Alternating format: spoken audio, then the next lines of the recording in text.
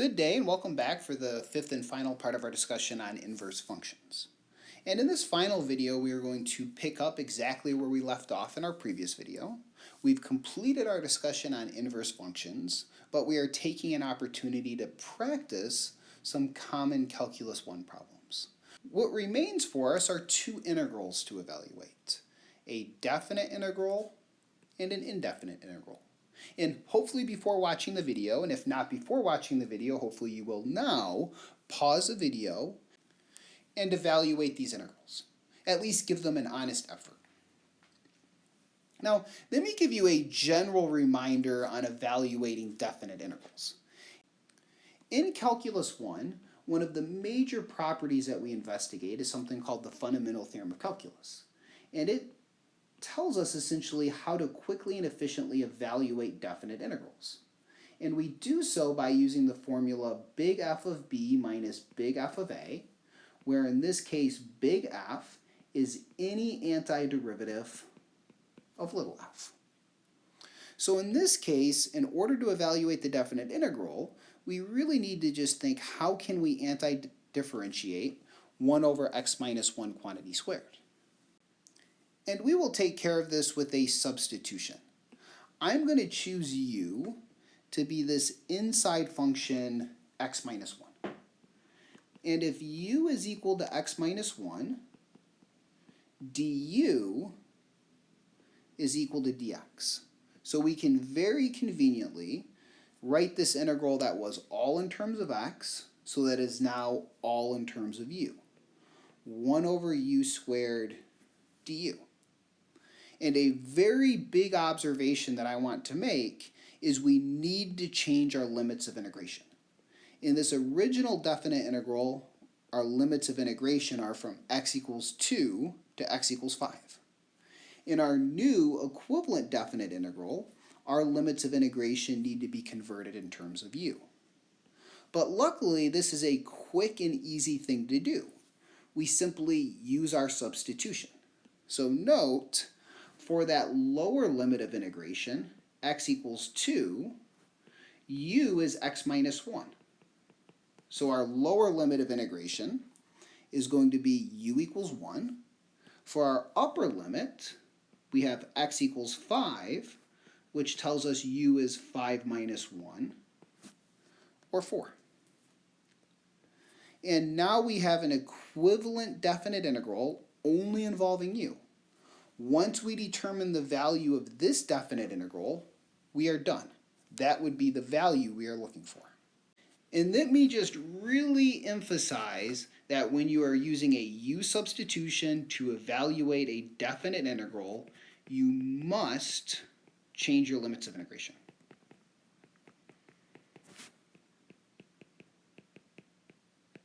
And you may have had a different instructor for Calculus 1 that allowed you to be a bit loose notationally and not change around those limits of integration.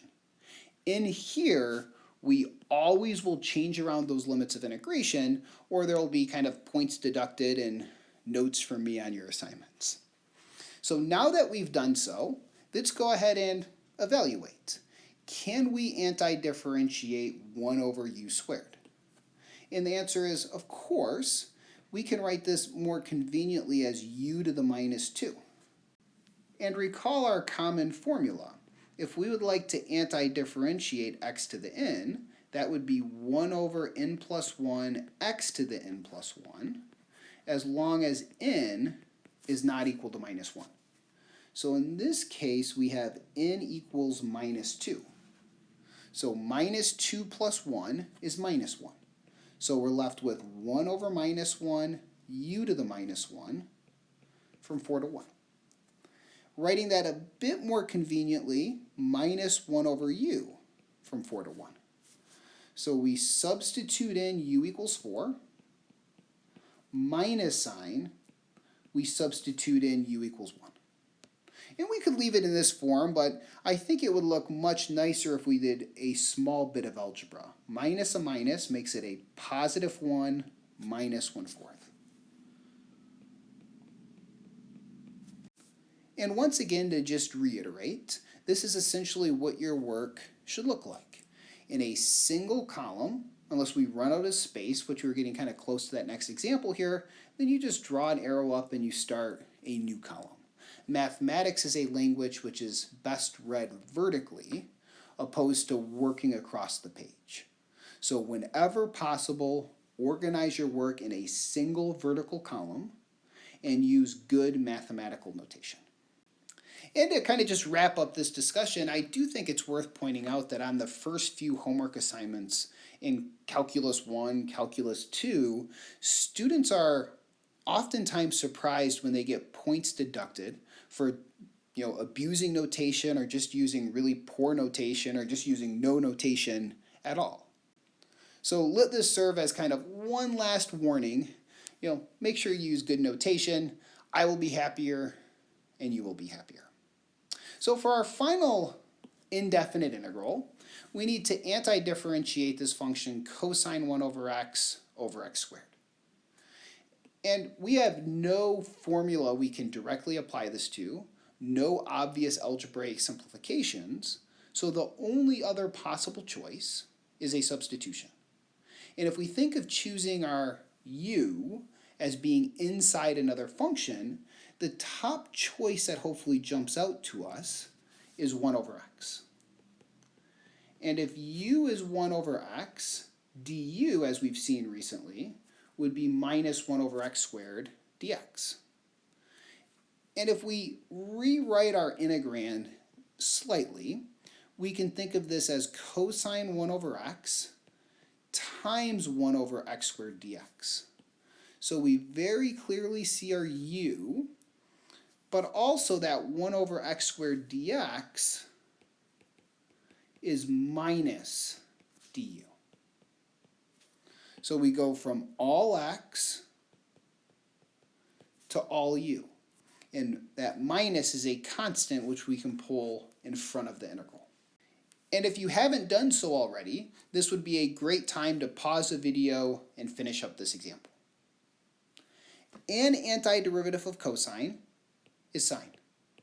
And I find one of the more common mistakes when it comes to differentiating or integrating sines and cosines is remembering where the minus signs go. And a simple way to think about this is to draw out a cycle. So if you start off with sine and then cosine, just remember how tangent is defined, and then you complete this with their opposites, minus sine, minus cosine. Going around this in the clockwise direction will give you differentiation, which means going around in the counterclockwise direction would give you anti-differentiation. So the antiderivative of cosine is sine. And then let's not forget, the original question was in terms of the variable x. When it is an indefinite integral with a substitution, your final step is always the resubstitution. So minus sine 1 over x plus c. And as a reminder, there are plenty of good suggested problems, so make sure that you are spending significant time working through those suggested problems. When you have questions, do not hesitate to reach out. Either stop by the virtual office hours or drop me an email. So stay tuned. Take care.